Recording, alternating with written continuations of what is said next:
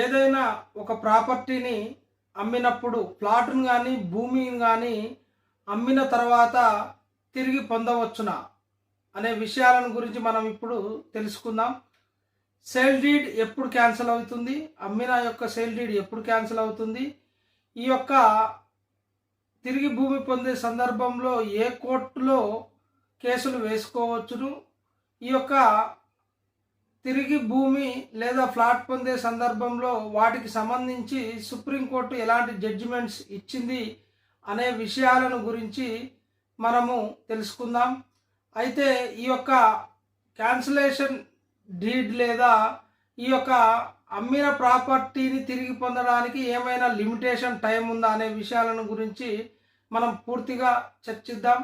ఈ యొక్క సత్యం legal awareness క్లాసెస్లో దీనికి సంబంధించి పూర్తి సమాచారాన్ని నెక్స్ట్ వీడియోలో ఇవ్వడం అనేది జరుగుతుంది.